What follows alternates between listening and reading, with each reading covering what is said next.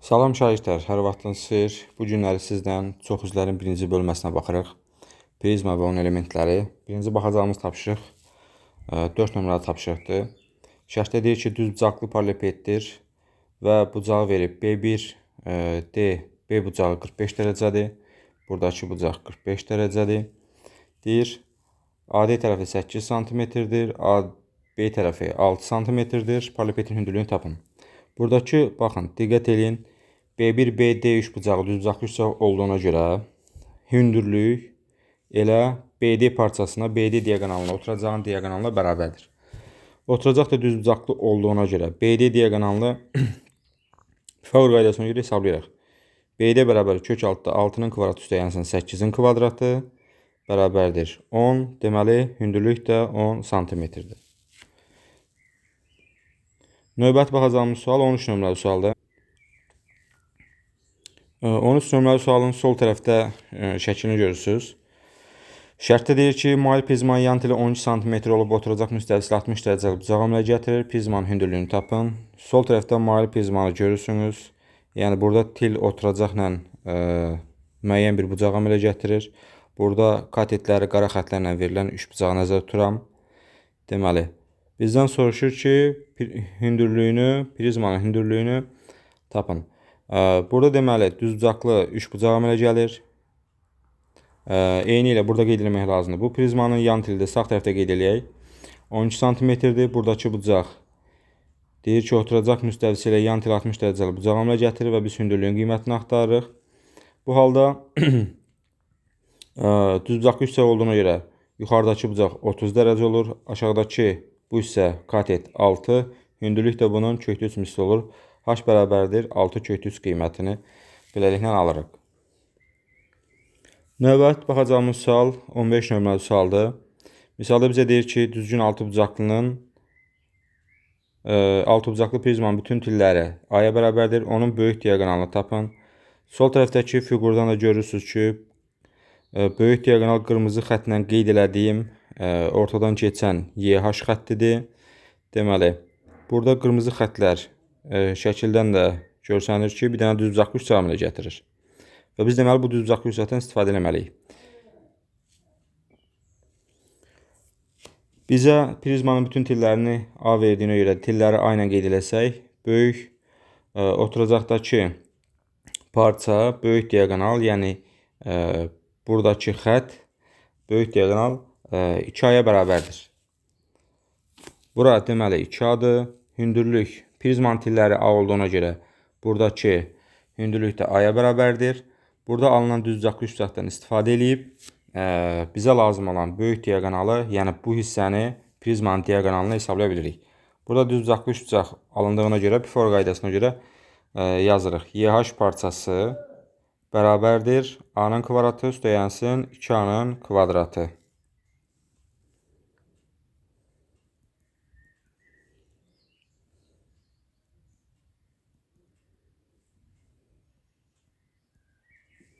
Beləliklə, böyük diaqonalı alırıq. A kökdə 5. Növbəti baxacağımız sual 16 nömrəli sualdır.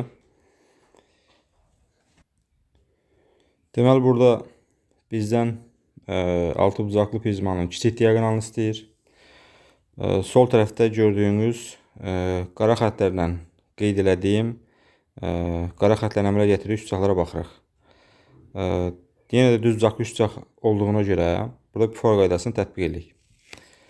Şəkil üzərində qeyd eləsək, deməli, hündürlük A-dır. Katetlər A-ya bərabər olduğuna görə oturacaqdakı bu parça, yəni FB parçası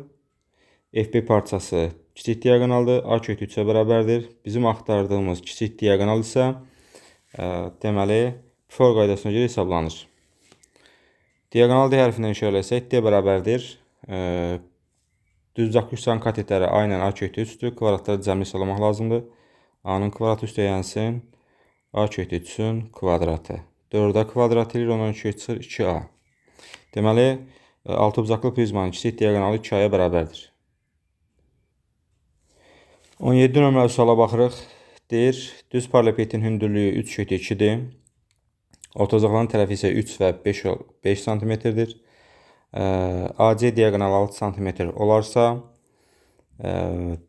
BD1 diaqonalını bizdən tapmamızı istəyir. Deməli, şəkildən də görsənir ki, fiqurdan da görsənir ki, BD1 diaqonalı burada bir dənə düzbucaqlı üç əmələ gətirir. Ortada qara xətlə qeyd elədiyimiz diaqonaldır.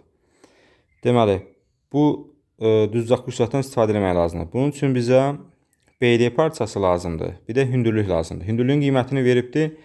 BD tərəfinin BD diaqonalının qiymətini isə bilmirik. Bunu isə düzbucaqlı deyirəm, paralleloqramının diaqonallarının tərəflərlə əlaqəsi düsturundan istifadə edib hesablayalım. Deməli, hündürlük 3/2-dir, qeyd eləyək. 3/2. Oturacağın tərəfləri 3 ilə 5-dir. Diaqonalın biz birini bilirik, 6 sm-dir. Digər diaqonalı isə bilmirik. O birisini də işarələyək D1-lə. Deməli, burada paralleloqramın tərəflərinin diaqonalına əlaqə düsturuna görə D-nin kvadratı üstəyənsin 6-nın kvadratı bərabərdir 4 vurulsun. Deməli,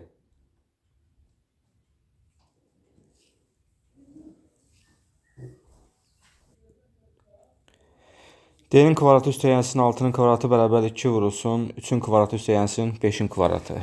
Buradan D-ni tapsaq,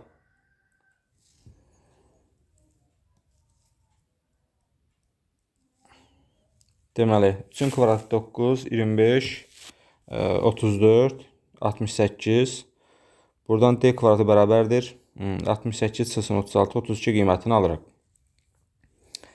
Deməli, diaqonal 32-dir, hündürlük də 3/2-dir. Növbəti dəfə artıq hesablayırıq prizmanın diaqonalını. Buradan da yenə düzbucaqlı üçbucaq olduğuna görə x-in kvadratı bərabərdir. Deməli, diaqonal kökdə 32 oldu. Kökdə 32-nin kvadratı üstəyənsin hündürlük 3/2-nin kvadratı bərabərdir. Deməli, 32 üstəyənsin 9, 18, 50. Buradan da x bərabərdir kök altında 50, yəni 5/2 qiymətini alırıq. Deməli, növbəti baxacağımız sual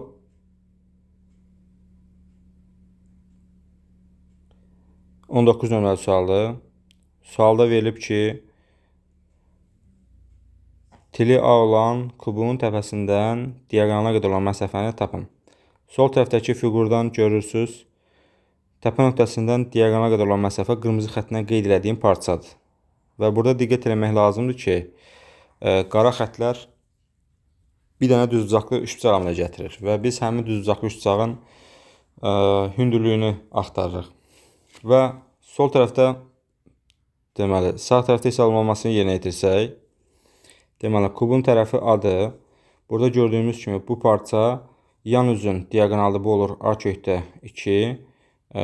Üçüncü parça bu isə kubun diaqonalı olduğuna görə A kökdə 3 isə bərabərdir. Bizim axtardığımız parça isə buradakı düzbucaqlı üçbucağın hündürlüyüdür. Və hündürlüyü də tapanda düzbucaq təpəsindən çəkilən hündürlük kimi hesablaya bilərik. Yəni, bu formada göstərsək, katetlər A-dır, A kökdə 2-dir, betonus isə A kökdə 3-dür. Deməli, beləliklə H bərabərdir. Buradan çəkən hündürlüyü hesablayırıq. H bərabərdir. Katetlərin hasili bölünsün hipotenuz. A vurulsun A kökdə 2 bölünsün A kökdə 3. Buradan alır ixtisar gedir. Deməli, alırıq A kökdə qoşmasına vurub məxrəcdən azad etsək A kökdə 6 bölünsün 3 qiymətini beləliklə alırıq.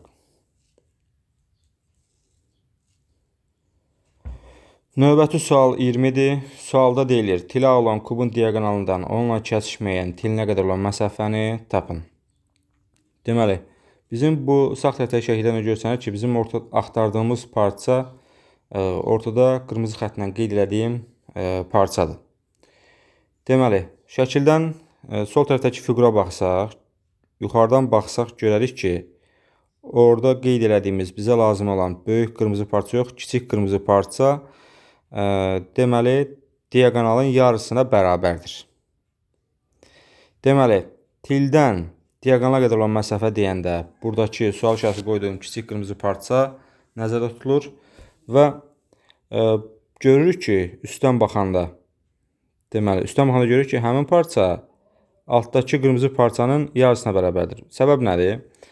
Altdakı oturacaq üzərindəki qırmızı parça həmin diaqonalın proyeksiyasına perpendikulyardır. Buna görə də tildən diaqonala qədər olan məsafə dedikdə ümumiyyətlə xəttə çəkilən perpendikulyar nəzərdə tutulur. Və mailin proyeksiyasına prizmanın diaqonalını mail qəbul etsək, oturacaq üzərindəki o BD diaqonalı həmin prizmanın diaqonalının proyeksiyasıdır. Və qırmızı xətlə qeyd etdiyimiz xətt, qara xətlə qeyd etdiyimiz xəttdə perpendikulyardır. Yəni, mailin proyeksiyasına perpendikulyarsa, mailin özünə də perpendikulyardır. Mail də dediyimiz prizmanın diaqonalıdır. Buna görə də burada bundan istifadə edirik. Və qırmızı xət, qara xətlə perpendikulyardır. Yəni, oturacağın diaqonallar bir-birinə perpendikulyardır, kub olduğuna görə.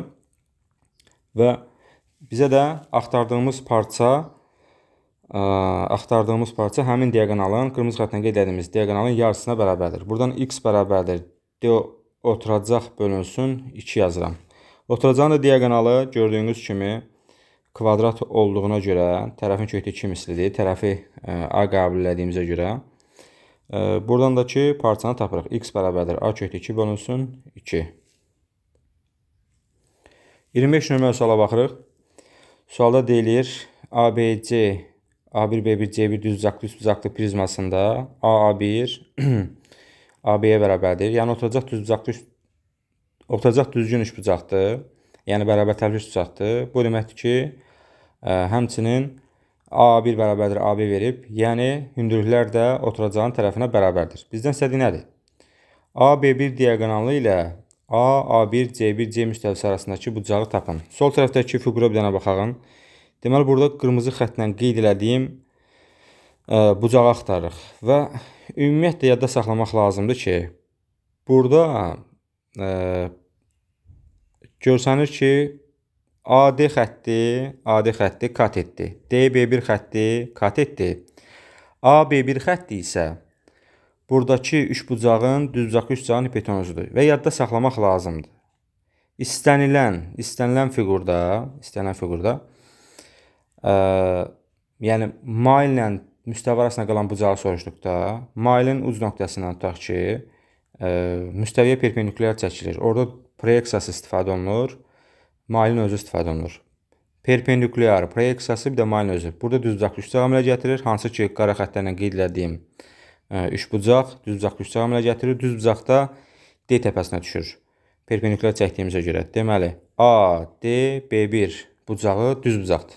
Sol tərəfdə də bunu fiqur üzərində görsədim. Deməli, buradakı bucaq düzbucaqdır. Və biz bu düzbucaqlı üçbucaqdan istifadə edirik. İndi şəkilə fiqura bir daha baxın. Yəni, bilin ki, biz hansı bucağı axtarırıq. Qırmızı xətlə qeyd etdiyimiz bucağın dərəcə ölçüsünü axtarırıq. Buradakı üçbucağı da gördünüz, artıq hesablaya bilərik. Deməli, biz burada hamısında arcsinus istifadə olunur, biz də sinusu tapmalıyıq. Birincisi, oturacağın tərəfləri A olduğuna görə A, B1 deməli, A, B1 parçası A köklü 2-yə bərabərdir. Çünki düzbucaqlı bərabər yanlış olur. A köklü 2-dir. Burada DB1 parçası, yəni bu qara xətlə qeyd etdiyim parça, deməli, bərabərtərli üçbucağın hündürlüyü olur. Bu bərabərtərli üçbucağın hündürlüyü olduğuna görə bu çəkdiyimiz perpendikulyar, yəni bu parça bərabərtərli üçbucağın hündürlüyünün üstündən hesablanır. DB1 parçası bərabərdir A kökdə 3 bölünsün 2 ilə hesablanır. Və həmçinin A1 parçasını, AB1 parçasını qeyd elədik. Bu A kökdə 2-yə bərabərdir. Və artıq buradan görsənir ki, fiqurdan biz üçbucağın, bizim axtardığımız bucağın qarşısına kateti bilirik və hipotenuzu bilirik. Yəni, buranın qiyməti deməli A kökdə 3 bölünsün 2 oldu. Və beləliklə biz buradakı alfa bucağının sinusunu istifadə edə bilərik. Buradan yazırıq. Sinus alfa bərabərdir. Qarşı katet, yəni A kökdə 3 bölünsün 2 bölünsün A kökdə 2. Alar ixtisar gedir. Deməli, kökdə 3 bölünsün 2 kökdə 2 alınır. Qoşmasına vursaq, kökdə 6 bölünsün 4 alınır. Cədvəl qiyməti olmadığına görə tərs istiqaməti funksiyadan istifadə edirik. Hər tərəfin arc sinusunu tapırıq. Buradan da alfa bərabərdir. Sadəcə aksinus kökdə 6 bölünsün 4 qiymətini alırıq. Cavab olur C variantı. 27 nömrəli suala baxırıq. Sualda deməli yanının səthin sahəsi 256 olan bir dənə kub verilibdir. MNKL üzlərin orta nöqtələridir. Bunu fiqur üzərində qeyd eləmişəm. Bir dənə baxaq. Deməli bizdən istədiyi MNKL dördbucaqlısının deməli sahəsini tapmamızı istəyir. Bu tərəf deməli M-dir, bura N-dir, bura K-dır, bura isə L-dir. Biz bu dördbucaqlının sahəsini tapmaq istəyirik.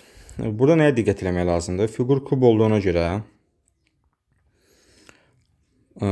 deməli tərəflərin də üzlərin orta nöqtəsi MNKL deməli üzlərin orta nöqtələri olduğuna görə biz bunu birləşdirəndə aldığımız fiqur bu halda rombdur. Rombun da sahəsini diaqonalların hansını yaz kimi tapmaq olar. Bizim axtardığımız deməli SMNKL-dir. Sahəni axtarırıq. Sadə nəyə bərabərdir? S bərabərdir. Hal-hazırda diaqonallar deməli MK vurulsun NL bölünsün 2 ilə bunu hesablaya bilərik. Və bizə də verdiyi yan səthin sahəsidir. Yan səthin sahəsi bilirik ki 4A kvadratıdır. 4A kvadrat bərabər 256. Buradan A kvadratı bərabərdir. 256 bölünsün 4. Yəni 64. Buradan A bərabərdir 8 alırıq. Və bu parçaları qeyd eləsək, MK parçası deməli 8 olur, NK parçası 8 olur. Çünki bunlar rombun diaqonallarıdır. Və beləliklə sahəni hesablaya bilirik. Deməli sahə bərabərdir 2-də 1 vurulsun 8-in kvadratı 64, 32 qiymətini beləliklə alırıq. Növbəti sualımız 30-dur. Bizə ABC, A1, B1, C1 düzbucaqlı prizmasının oturacağının kateti 6 olan bərabər yan düzbucaqlı üstbucaqdır verib. ABC bucağı 90 dərəcədir. Deməli prizmanın hündürlüyü 8 olarsa A1, B1, C1 üstbucağının sahəsini tapın deyir. Oturacağın tərəflərini adlandırsaq, bura A, B, bura C, bura A1, B1, bura isə C1'dir. Bizim axtardığımız A1, B1, A, B1, C1 üçbucaqdır. Hansı ki orada A, B1, C1 bucağı 90 dərəcədir. Oturacaqdakı fiquru düzbucaqlı üçbucaq verdiyinə görə. ABC bucağın 90 dərəcə verdiyinə görə. Və biz buradan sahəni, yəni S, A, B1, C1 sahəsini hesablamalıyıq. Deməli, oturacağın kateti 6'dır. Buna görə deməli hündürlük isə 8 verilibdir. Deməli, buradan AB1 parçasını tapırıq birincisi. Pifor qaydasına görə tapılır. Bərabərdir 6'nın kvadratı üstə yansın 8'in kvadratı. Yəni 110'un kökü çıxır 10. Yəni buradakı tərəf AB1 parçası 10'dur. Həmçinin BC kateti 6 olduğuna görə B1C kateti də 6 cm-dir. Düzbucaqlı üçbucaq olduğuna görə də biz sahəni katetlərin hasilini yaz kimi tapırıq. S bərabərdir 10 vurulsun 6 bölünsün 2 bərabərdir 15 birəklə. Bizdən soruşduğu A, B1, C1 fiqurunun sahəsində tapdıq. Növbəti sualımız 32-dir. Deyir, kubun iki qonşu üzünün bir təbədən çıxan diaqonal arasında bucağın dərəcə ölçüsünü tapın. Soldakı fiqurdan bunu görə bilərsiniz. Bir təbədən çıxan diaqonallar dedikdə qara xətləri, yəni yan üzün diaqonallarını nəzərdə tutur. Sarı xətlərlə qeyd etdiyimiz isə gördüyünüz kimi oturacağın diaqonalıdır. Bizdən soruşduğu bucaq isə mavi rənglə qeyd etdiyim bucaqdır, hansı ki qara xətlərin arasına qalan bucaqdır. Və biz onu tapmalıyıq. Kub dediyinə görə kubun tərəfləri A-ya bərabərdir. Kubun diaqonalı oturacağın diaqonalı A kökdə 2-yə bərabərdir. Həmçinin yan üzün də diaqonalları, yan üzləri kvadrat olduğuna görə diaqonalları da A kökdə 2-yə bərabərdir. Beləliklə bizim axtardığımız bucaq, deməli bizim axtardığımız alfa bucağı Yəni bu 2 dənə xətt arasında qalan bucaq, qara xətt arasında qalan bucaq görsənir ki, bərabər tərəfli üç bucağın bucağıdır. Və buna görə də alfa bucağına qiymət alırıq 60 dərəcə. Bugünlük dərsimiz bu qədər. Sağ olun şagirdlər.